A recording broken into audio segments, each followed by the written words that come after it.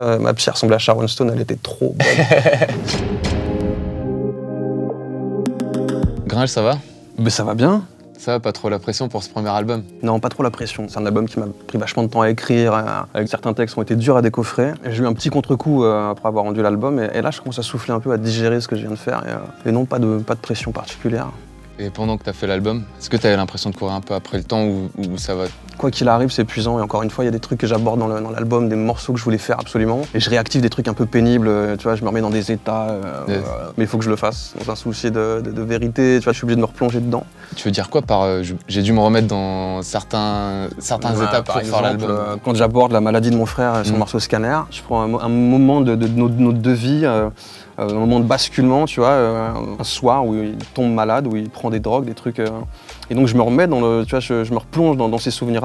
Mais ce soir, il a suffi d'une fois, d'un mauvais trip, un mauvais mélange, pour que les drogues de synthèse te foudroient et que tu t'en ailles tutoyer les anges. La première fois que je le balance en studio, je me fonds en larmes, tu vois, je m'effondre, et t'as mon ingé qui sait pas trop comment réagir, qui me regarde derrière, il me fait tu veux qu'on arrête, truc machin, et je lui dis non, tu vois, je lui fais un geste et je continue de le faire, mais je suis vraiment en larmes. Et un album solo pour moi c'est l'exercice qui te permet d'être plus introspectif et d'être plus personnel que sur l'album de groupe que j'ai fait avec Aurel. Donc il fallait que j'aille en profondeur dans les thèmes que je voulais aborder, quoi. Ouais, c'est vrai que là tu t'es beaucoup dévoilé. Moi j'ai l'impression un peu que cet album c'est ton premier enfant dont t'as eu du mal à accoucher. Ouais. Un peu dans la douleur. C'est très marrant parce que j'ai une copine qui m'a dit, je parlais d'un contre-coup après avoir rendu l'album, ouais.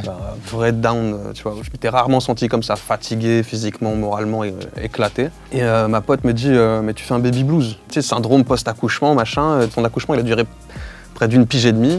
Ouais. C'est normal que tu aies un espèce de contre-coup, je le vois un peu comme ça, hein. C'est tellement personnel que ouais, c'est comme un enfant. Là on va aborder à travers des paroles de l'album certains sujets. Ouais. Je te promets, ça va être un peu sombre vu que l'album est assez sombre et que tes textes en général sont... L'interview noire. Bon, on va essayer de parler de ça dans la joie et la bonne humeur. Allez, on va essayer. Si ça te dit. Dans Paradis Noir, tu dis « J'écris des chansons d'amour pour ceux qui font l'amour, mais dont le cœur est encore vierge ». Moi j'embrasse l'amour, je le prends à bras le corps quand je tombe amoureux, tu vois. J'en parle beaucoup et j'en parle de manière hyper pessimiste parce que c'était une volonté de le faire. Mais je vois cet album-là comme un essai de toute façon. Ouais. J'ai l'amour maso, chérie on baissera comme des oiseaux, on va tout foutre en l'air. Dans LMP, tu dis la vie est belle, j'en fais des cauchemars de rêve. Est-ce que pour toi la vie est plutôt un fardeau ou un cadeau? J'ai quand même tendance à la voir comme un fardeau. Hein. Ouais, je l'avais un peu comme une peine à tirer. C'est à celui qui ira le plus loin possible sans craquer. Je vois ça comme ça. Putain, c'est une phase de suicidaire incroyable. Mais depuis que je suis gamin, de toute façon, tu vois, je suis un mec mélancolique, quoi. Et je la vois comme un fardeau. Et je te dis, il y a des choses un peu jolies qui viennent nuancer ça. C'est les rencontres, c'est l'amour que tu peux échanger avec tes proches, ta famille, ton amoureuse, tes potes. Il y a des choses qui la rendent moins pénible à endurer, tu vois. Par chance, j'ai fait des rencontres qui m'ont un peu sauvé de moi-même. Aujourd'hui, est-ce que tu as réussi justement à gérer cette mélancolie? Vu que tu as quand même réussi pas mal de projets dans ta vie, alors qu'au début tu partais défaitiste, où tu n'arrivais pas à finir les choses, tu n'arrivais pas à faire ça. J'enclenchais rien surtout. Ouais. Donc je les finissais pas, j'enclenchais rien. Je m'étais dit je suis juste un observateur et si mon rôle dans la vie, si ma mission c'est de contempler, je m'y étais résigné, tu vois, donc je me faisais vachement chier en vérité. Et toi, c'était quoi le déclic qui a fait que... Le déclic, je me suis laissé faire. C'est-à-dire que j'ai toujours eu une bonne étoile, je pense, et que j'ai fait des rencontres qui m'ont, comme je dis dans l'intro, un peu sauvé de moi-même, tu vois. Que ce soit des rencontres amoureuses ou des rencontres amicales, un mec comme Aurel, qui était, lui, déterminé, c'était vraiment une vraie évidence chez lui quand on rappait au début. Puis je lui disais, tu vois, je crois que t'es vraiment fait pour ça.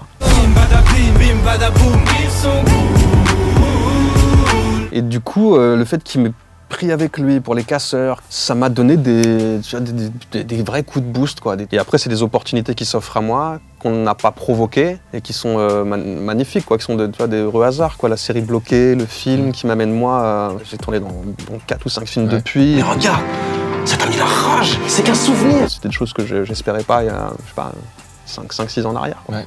Et encore sur Paradis Noir, tu dis 3 piges de psychanalyse pour que la psy m'annonce que je suis bien trop dépressif. Et tu parles ouvertement de la dépression, qui est un sujet hyper tabou même dans le rap, où peu en parlent. Ouais. Toi, c'était quoi du coup la volonté à travers ça, de parler de ce sujet-là et de t'ouvrir? Bon, déjà, je grossis le trait exprès, tu vois, pour en faire une espèce de punchline, de truc. Évidemment que ma psy m'a pas dit que j'étais trop dépressif et que tu vois, j'étais une cause perdue et que salut. Ouais. Mais on a galéré, elle a galéré. Et c'est un travail en plus qui se fait sur la durée, tu vois. C'est pas 3 piges qui vont t'aider à aller mieux si t'es... Je pense que c'est un truc que tout le monde devrait faire une fois dans sa vie. En vérité, c'est une vraie béquille, ça t'apporte des outils de compréhension pour toi t'aider à aller mieux. Et je sais que c'est tabou, de la même manière que parler des drogues. Dans LMP, j'aborde mon expérience avec les drogues. Dans un télésiège jusqu'à métro blanche, pêche la neige, redescends la ligne en polaire. Et je sais qu'il y a des trucs qui sont tabous, mais encore une fois, quand tu vas dans l'introspection, tu vas à fond, tu fais pas semblant, tu vois. Le fait de faire la psychanalyse et tous ces trucs-là, au contraire, je le conseille, quoi. Ouais. Je le recommande même aux rappeurs. Non, mais c'est clair. Ça fait du bien. Ouais, c'est clair. Mais juste le fait déjà d'en parler, enfin de dire que t'as vu un psy et de dire que t'as été dépressif, c'est déjà. Et si tu veux que je te fasse une phase de grande avancée, tu vois, rappeur, on revirilise un peu tout ça, ma psy ressemblait à Sharon Stone, elle était trop belle. C'était la milf absolument. Du coup, t'as pris beaucoup de séances, j'imagine. Ouais, c'est pour ça. J'aurais pu tout régler en 4 mois. Ouais. J'ai fait 3 ans parce que j'ai jamais réussi à la pécho. Hein. Non, mais ça m'a aidé.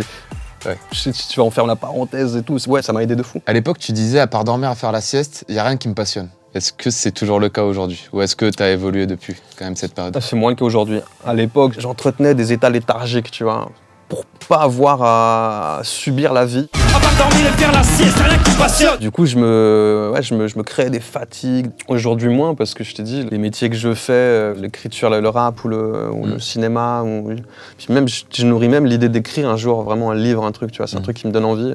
C'est des choses qui me sauvent de l'ennui, qui me sauvent du côté routinier de la vie. Donc je suis moins là-dedans. Ouais. Et toi, il y a eu des moments où t'étais à 2 doigts d'arrêter, par exemple, entre un album et un film, où tu t'es dit, bah ok. Pas entre un album et un film, mais sur cet album-là, ouais. Yes. J'ai fait des vraies crises et des vrais moments où j'ai craqué, quoi, tu vois. Je me suis fait une petite nuit à l'hosto, tu vois, genre en mode burn-out. Ouais, tellement, je te dis, quand c'est obsessionnel, chez moi, c'est pas qu'un mot, hein, c'est un truc qui m'envahit, je fais corps avec le truc. Dans Inachevé, tu disais, j'ai jamais rien fini, sauf ce que j'ai entrepris de gâcher. Ouais. Et là, t'es arrivé au bout des choses avec cet album. Comment t'as surmonté un peu ce manque de confiance en soi et cette peur de l'échec?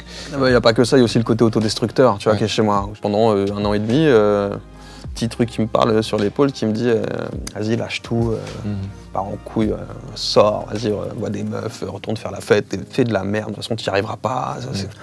C'est tellement plus facile quoi d'abandonner que de se faire violence. Faudrait qu'on se pose et qu'on discute. Qu'on discute, ouais, on verra ça demain. Là, je vais rejoindre mes potes, c'est jeudi soir. Et tu parles beaucoup de la solitude aussi. Ouais. Que à côté, t'as tes potes, tes projets et la solitude. Ouais. Parce qu'on se sent en vie aussi quand on est dans les états mélancoliques et tout, tu vois, c'est forcément on se sent vivant et on aime ces états-là, on aime les entretenir. Moi par exemple ça m'aide à écrire en plus, donc c'est vachement vicieux. Mon ex me disait mais en fait l'écriture c'est peut-être pas pour toi. Je lui dis ça fait 1 an et demi que j'écris, t'es gentil, merci de me soutenir un peu. Elle me dit non c'est pas ça, mais en fait tu viens de passer 1 pige et demie dans ta tête et tu t'es coupé de tes sensations et tu t'es coupé de tes émotions et même de mon corps, tu vois, genre j'ai plus fait de sport, plus rien. Et là, tu crées un espèce d'état où tu te sens très seul par moment, tu vois. Puis il n'y a personne qui peut te comprendre, t'es dans une espèce de matrice, c'est vachement fermé, tu vois, hermétique, quoi. Tu dis, cet album, je le vois comme un message de longs adieux. Ouais. Pourquoi un message de longs adieux? Parce que je fais mes adieux j'essaie en tout cas de faire la paix avec mes démons. Ton passé. Surtout, tu vois. Et donc c'est une manière de dire adieu à des mauvais réflexes chez moi, à une partie de ma jeunesse aussi, tu vois, à l'épisode casseur-flotteur aussi. Je dis au revoir à plein de choses. C'est une manière de transiter aussi vers la suite, quoi. Mais du coup, ça voudrait dire que ce serait fini casseur-flotteur ou... Ouais, pour l'instant en tout cas, on est chacun dans nos projets, tu vois. Et quand je dis dire adieu au casseur, c'est maintenant je vais faire un album solo et je vais aborder des sujets qui me sont très personnels. Yes. Et t'aimerais écrire quoi sur la page d'après? Je suis incapable de me projeter, c'est toujours au jour le jour, donc j'ai aucune idée de ce vers quoi je vais. Il faut que je reste en mouvement, c'est tout ce qu'il en va de ma survie, c'est tout ce que je sais.